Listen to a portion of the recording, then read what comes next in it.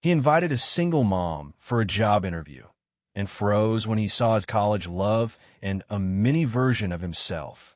Mark Devereaux, a successful executive with a carefully built life, opens the door to his candidate, only to come face to face with the woman who broke his heart a decade ago, and a little boy who looks exactly like him. 10 years ago, Julia vanished without a trace. Now she's back, with a secret she never wanted to keep.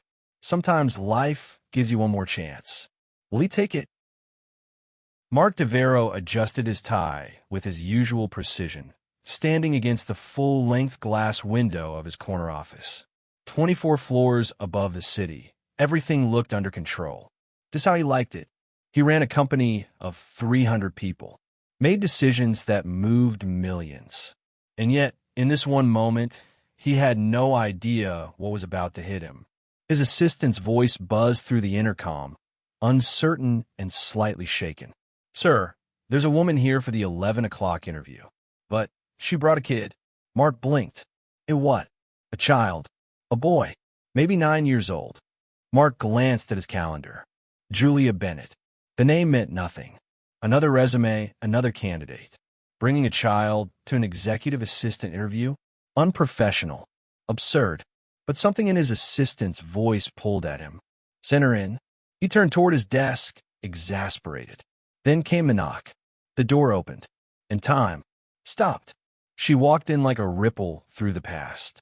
Same deep eyes, same graceful walk, but more tired now, and stronger, somehow. A quiet resilience wrapped in a worn coat. And next to her was a boy, small, still, watching. Mark's world tilted. The kid had his eyes. No, his eyes. Not similar. Not kinda. The same. Julia's gaze met his, and she flinched. Just barely. "Julia?"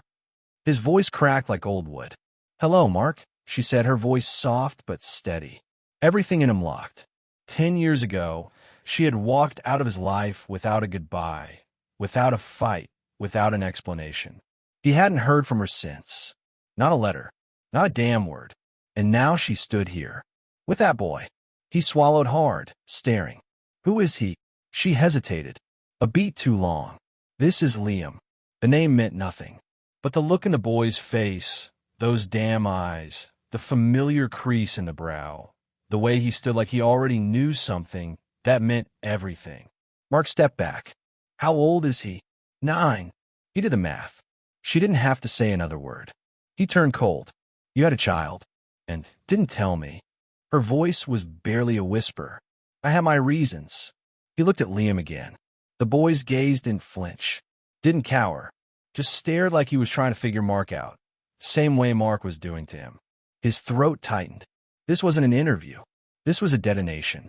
And in the span of 30 seconds, everything Mark Devereaux thought he'd buried came screaming back from the dead, with his eyes and his name staring right at him. He didn't speak. He couldn't. His hands gripped the edge of the desk like it was the only thing keeping him upright.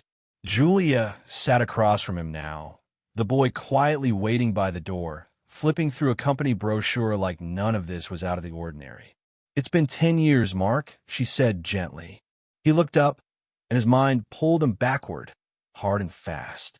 Campus grass warm under their backs. Julia's laugh rising into the sky.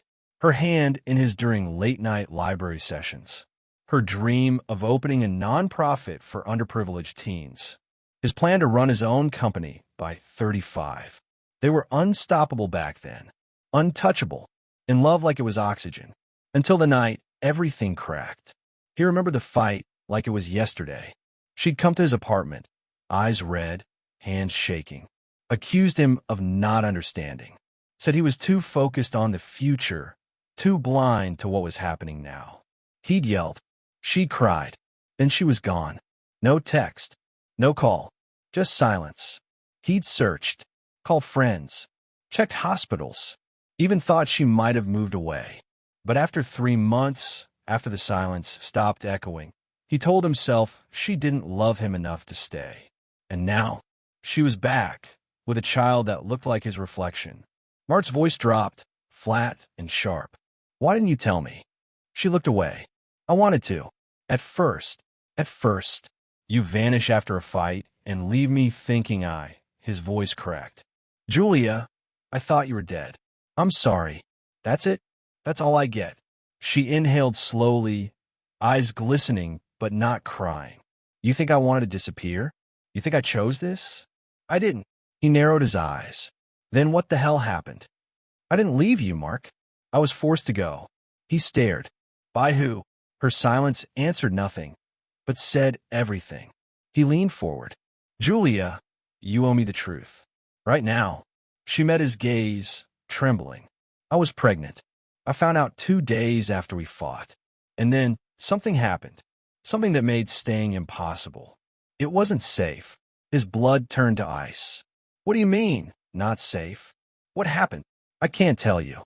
Not yet. Rage surged in his chest. You don't get to walk in here with my son and throw riddles at me. I know, she said quietly. But it wasn't a choice, Mark. It was a sentence. He sat back, breath caught in his throat. A sentence. That word hit differently. The room fell silent again, except for Liam, still flipping pages like the world hadn't just collapsed in on itself. Mark closed the door behind Liam, who wandered out without complaint, still thumbing through the company brochure. He looked like a kid trying too hard not to ask questions. Julia stayed seated, hands folded in her lap, but her eyes followed Mark like she was afraid he might disappear next. He stared at her like she just flipped the world upside down. Say it again. She swallowed. He's my son, Mark. And he's yours. Time slowed. His pulse pounded in his ears like a war drum. He took a step back, needing air, but finding none. You're serious, he said, almost choking on the words. That little boy out there is mine? Julia nodded. Liam is yours. I didn't plan it. I found out after that fight. I didn't know how to tell you. You didn't tell me. For 9 years, Julia. She looked down. I know. You let me think you were gone. That you left because of me. That I wasn't enough. And the whole time, you were out there raising my son.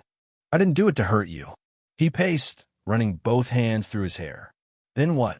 You thought I wouldn't care? That I didn't deserve to know? She flinched like he'd struck her. No. I was scared. I was angry. And then time passed, and it got harder to come back. I didn't know how. I thought maybe you'd moved on. Moved on, he hissed. You think there's moving on from this? You ripped out 10 years of my life. I was 22, Mark. I panicked. I was alone. And then Liam was here, and everything became about him. I tried to be a good mom. He laughed bitterly. Yeah? And what about me? Didn't I deserve to be a father? Silence. And then creak. The door had opened slightly. They both turned. Liam stood there, one hand still holding the doorknob, his small face pinched with confusion. Is he my dad? The question fell like a knife into the room. Julia froze, lips parting but no words coming. Mark stared at the boy, the dark hair, the eyes that mirrored his own, the same tilt of the jaw when confused. His knees nearly buckled. Liam took a step in. Are you? Mark couldn't speak, couldn't move. All the strength, the control, the confidence that made him a respected leader, it meant nothing now, because he didn't know how to look at his own son. Mark didn't sleep that night. He sat at his kitchen table, the clock blinking 3:08 a.m., his fingers wrapped around a glass of whiskey he hadn't touched. His phone buzzed. A message from Julia. Can we talk? He should have ignored it. But something, rage, confusion, the ghost of a child's voice asking, are you? Made him text back. Now. She arrived in 20 minutes. No makeup, hair tied back, just a hoodie and jeans and the weight of a decade behind her eyes. He didn't invite her to sit, just stood there, arms crossed, waiting. Julia didn't waste time. You think I wanted to lie to him? She said, voice hoarse. You think I planned any of this? Mark didn't answer. She sighed and leaned against the wall like it was the only thing keeping her upright. I wanted to tell you. God, I tried. But you don't know what I was up against. Then tell me, he snapped. Because right now, all I see is someone who ran off and left me in the wreckage. She closed her eyes. It was my parents. Mark blinked. What? They found out I was pregnant. I thought they cut me off, sure. But it was worse than that. They gave me an ultimatum. Leave the city, cut ties with you, or they'd— What? Disown you. She shook her head, voice cracking. They threatened to destroy you, Mark. Said they'd go to your dean, accuse you of harassment. Said you'd lose your scholarship, your internship, everything. My father knew people, and he meant it. Mark's jaw tightened. I didn't believe him at first, but then your offer at the firm disappeared. Your mentor stopped answering your emails. Remember that? He did. He remembered thinking it was a coincidence. A bad economy. Office politics. But now, you could have told me, he whispered. I couldn't even breathe, she said, tears pooling in her eyes. They bought me a plane ticket. Had someone pick me up. I was gone in 2 days. And when I tried to write to you, my mother intercepted everything. Every call, every message.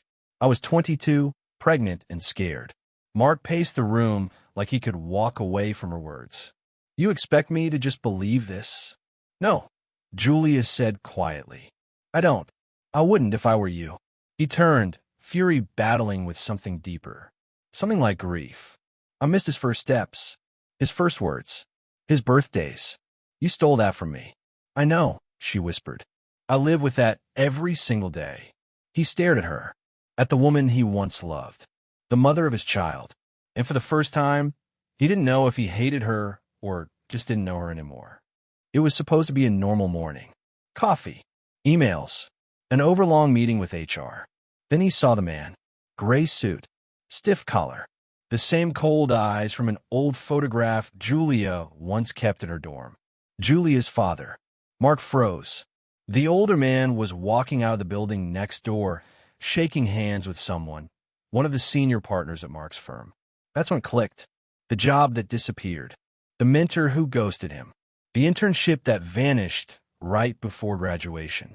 It wasn't chance. It was him. Without thinking, Mark stepped forward. Mr. Adler. The man turned.